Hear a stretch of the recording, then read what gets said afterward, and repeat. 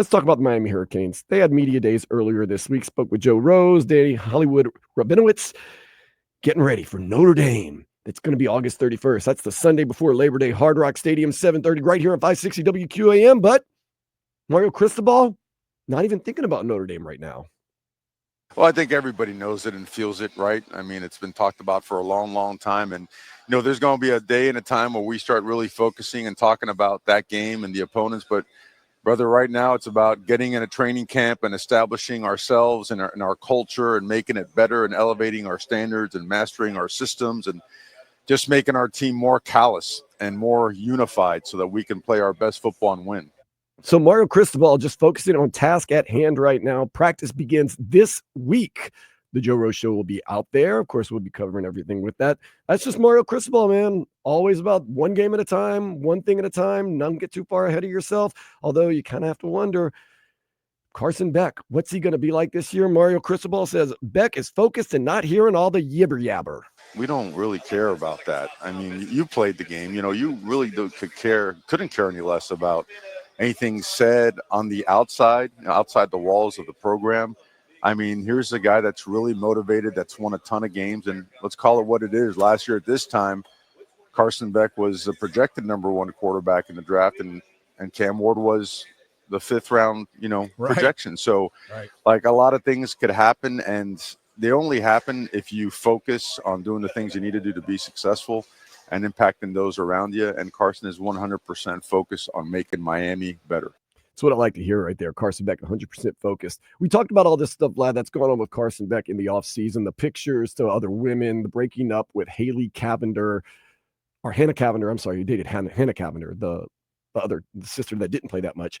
The cars getting stolen. But Vlad, all that happened a long time ago. You have to feel as though that's all in the past right now for Carson Beck. I don't have any reason to be alarmed. I'm a big believer in Carson Beck right now, to be honest with you.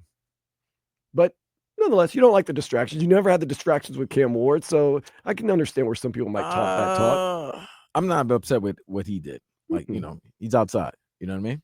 Doing his He's thing. going to be outside. He needs to get inside that facility. And as long as you good inside the facilities, you can do all the nastiness outside. Or not when I mean nastiness, I mean, you can have side pieces nonetheless. That's your business. But yes, as long as you're winning. So Carson Beck, yeah. I mean, he is coming off that UCL surgery. Some people are wondering if he'll make a full recovery. He told us that he is 100%. Hold on. Why is everybody asking him about that injury? It's pretty serious, pretty serious injury. Haven't seen him play since, so we don't know what's going to happen. But if they don't think that, don't you think Miami would have known that if this injury wasn't if his arm wasn't okay, they would have not offered him that $4 million. Hopefully they did their due diligence. I don't know. I would think they did their due diligence for them to ask him that. Carson Beck will tell you he's 100%. I've been 100% for a while now, just, throughout the summer workouts, getting with the guys, really trying to build this chemistry with the receivers, watching film out on the field, getting extra throws, routes, all that type of stuff. So, man, I'm feeling really good. Come on, man. I expect a full Carson Beck all season long. Like, why? Come on. You're not offering somebody that money if you're not doing the in-depth research and get all his records and medical. You're not going to talking to doctors, right? Like, you're not going to having your doctors take a look at him. Absolutely. So he's 100%, but maybe he's hearing the chitter chatter. He's pretty much focused in and locked in. He's not hearing all that talk. Yeah, I mean, everybody's entitled to an opinion at the end of the day, and all I really can do is just go in, work every single day. Try to get better with not only myself, but with my teammates, start building those relationships and continue to try to lead this team, as a new player. But, as we go into fall camp, man, I'm really excited to just get in there with the guys, start competing, and then ultimately, have a great season. I will say this, man, your girl just won for some, I didn't see how it happened, but nonetheless. Woo! You win. Damn. You win. Oh, wow. Nonetheless. She's nice, bro. She's really nice. Got to get this distraction out of my mind. I need that camouflage. I will say this after some people Carson Beck there on or off about him. He came across as very personable at media days, and you see why he was so highly touted and highly rated, and why he's still very highly rated because a lot of people are like, oh, he wasn't as as much of a D-bag as I thought he would be. And I was like, I didn't think he was going to be that way, but Carson Beck actually sounded really good. And another thing that's really going to help Carson Beck out this year is not so much his skill, but the offensive line. One of the, if not the best offensive line in the country. Going to be able to run the ball most likely. That's going to give you more chances to play action and pass the ball more likely. And the guy that is the anchor of that offensive line, one Francis Mauigoa. Francis Mauigoa actually called and texted Carson Beck when he was considering coming to Miami. And when he came to the U, Francis Mauigoa let him know he's in good hands. Before he got to Miami, I texted him that I'm very, very grateful to be able to work with him, and I'm not going to let anybody touch him. Woo! Carson Beck having all the time in the world to sit back there and pick people apart. The running game, Mark Fletcher Jr., Jordan Lyle. Woo! This is exciting. Francis Mauigoa saying no one's going to touch you. It's supposed to be a first-round pick. It'll be a top 5 pick. Is that what they're saying? Yeah, I projected. Somebody said top 10. Is he well, it's his junior. It's his junior year. No, he's Polynesian. Yeah, Samoan guy. Man, he was a 5-star, and he's been everywhere. We got Jackson Cantwell coming. That's true. As a true freshman, he's the number 3 rated player. He's protecting him. Yeah, that offensive line. Okay, you might want to bet on Carson Beck this year. Not so much Beck, but just that offensive line. They got some beef. Dude, they got some big boy. They got some stars. Carson Beck is facing a lot of criticism from last season. He was at Georgia with an average offensive line. As crazy as it is, Georgia had an average offensive line and led the country in drops with their wide receivers. He's going to come to Miami, who has arguably the best offensive line in all of college football. They've gotten some guys in the transfer portal. He'll have way more time to throw. They got running backs in case the passing game isn't working.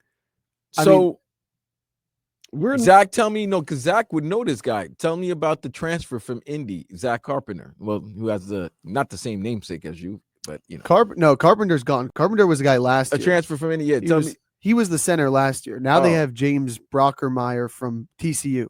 Oh, okay. He's the starting center this year. So, I mean, they're just getting at least one guy each year from the line. I truly don't think they're going to take any steps back. Is it crazy to believe that maybe the star of this year's Miami Hurricanes team will be the offensive line?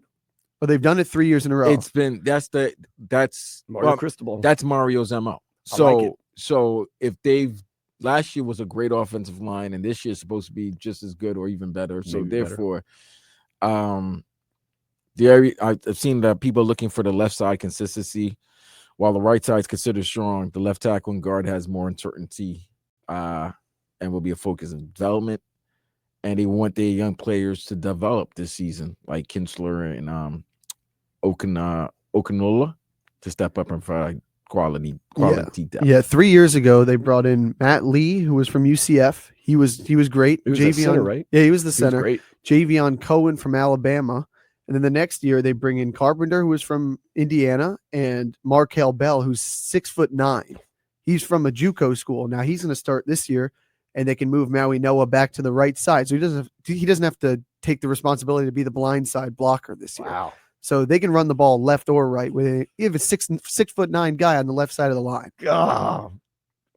And they brought in, we were talking Mark Fletcher, who's fully healthy, Jordan Lyle, who's a local guy. Thank goodness he didn't go to Ohio State, stayed here.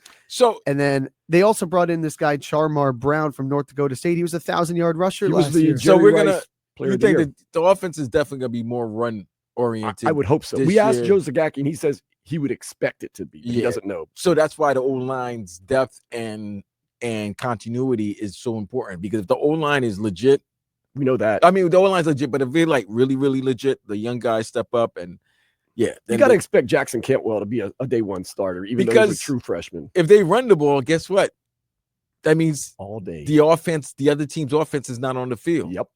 And they've improved the secondary. We're not going to get into that That's right now. That's cool, but I'd rather you improve the secondary with a lead where the quarterback has to throw the ball, and you're pinned back, just rushing the passer. And if you get up by a touchdown or 10 points, you can just choke them out, man. Run the ball down their throats. And I think great teams are teams that say there's 7 minutes left in the game, right? And you're up by 1. You start playing low flip. and you just Play a little flip. game. Play it. Game over. Game over. You can hand the ball off And just and milk on the clock. Just lean on 'em. bleed the clock. And they got to use timeout. Philadelphia, great offensive line. The Eagles, they've done that.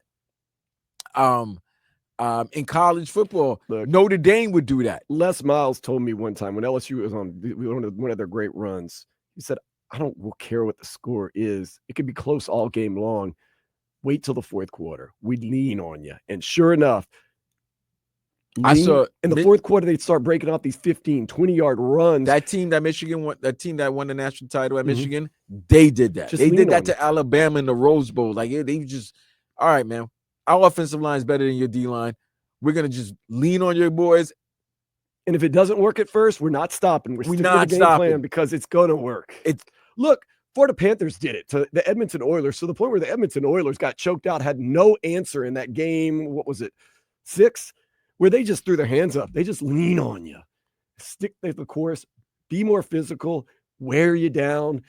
Edmonton, everyone thought it was going to be a 7-game series. Edmonton gave up the ghost because when you're a better, more physical, stronger, more talented team, stick to the game plan and lean on you.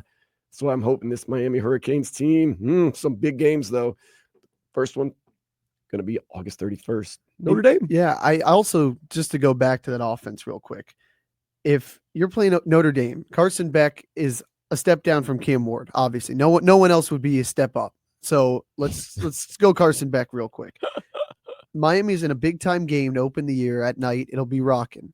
You're going to run the ball, and if you're doing it successfully, that's going to open up the pass. And no one knows anything about JoJo Trader is going to have an incredible year. Yeah. CJ Daniels, who came from LSU, and I mean, he was great at Liberty, went to LSU, didn't play as much, still had a good year. I mean, they've got guys. Malachi Toney's an incoming freshman. No one knows him in college defenses. They don't know who he is yet. And so those guys are going to make a name for themselves early on. And I think the first game of the season, they're going to be run heavy until the pass opens up. And you trust that offensive line. Alex Mirabal in the offensive line. Cristobal, obviously an offensive line guy. So August 31st, let's run the ball until they stop it. I think that's a good thing. If the star of this team ends up being the offensive line, good things. Real good